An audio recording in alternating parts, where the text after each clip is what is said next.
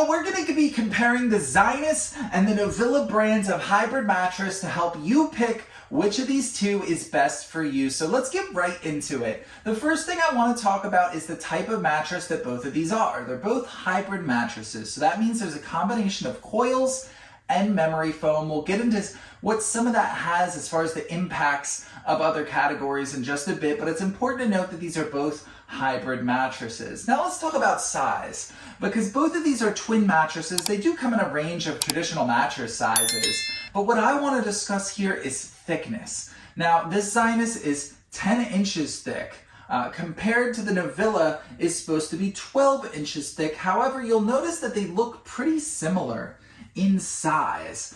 So I do feel that you get a little more as far as durability and a little more as far as the density of the mattress with the Zinus here. It is the same size that is supposed to be is what you're going to get. With this Novilla, it does look like it's lacking just a little bit even after it's fully expanded out of the box. However, they do come in a range of sizes. This Zinus will come in anywhere from 10 to 14, and the Novilla comes in 10 to 12, so it could get a little thinner than this, depending on which one you order, but that's something to keep in mind, that it might not be as fully thick as it says. However, that doesn't always equate to firmness and comfort, so I want to talk about those two things next. Firmness sometimes can differ from what it says online, and that's the tricky thing about buying a mattress, is you don't get to feel it in advance. So that's why I'm here to kind of show you and tell you how it really feels in reality versus what's listed online. With this Zinus, it is listed as a medium. However, I feel like it's more of a medium firm. Maybe that's the density and the quality of it. Maybe that's the supportiveness of it. But I feel like there's a great combination of both support and plushness, but I feel like that support is so good and so high quality that I would label it as medium firm versus a medium.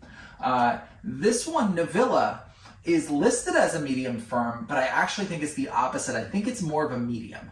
And I'm going to show you, you can see me sitting here. There's not a whole lot of give on this mattress as I'm sitting on the side of it, which kind of shows you what I mean when I say it's probably more of a medium firm. But I want you to look at the Novilla when I do the same thing. You see there is a lot more give to it here, which is why I would classify this as a medium. There is a lot of plush to it, so it's not going to give you as supportive as an experience as the Zinus. But again, that is all how you want your mattress to be. Some people like a little more give to it, where the Novilla might be right for you. Now let's talk about motion isolation.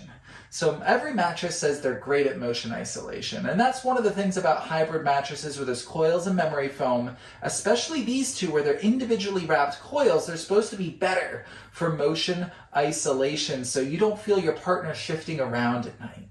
And so I put this to the test. I did my own measurement with a level app on my phone, jumping around, moving it to different parts of the bed to see the total amount of degrees I could get it to tilt from my movement to kind of replicate what you might experience. And so what I found was in a Novilla, I could get it to move 6 degrees total, which is average score for motion isolation. It's not great, but it's not horrible either. With the Zinus, I was blown away because in all my tests, I could get it to move a grand total of 1 degree.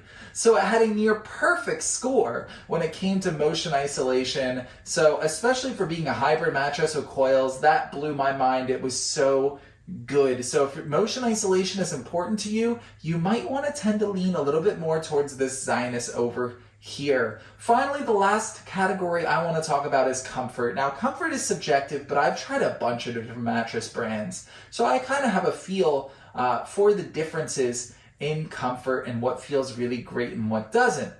But in my measurement between these two, I found that the Zinus was so comfortable. It is one of the top tier brands that I've ever tried.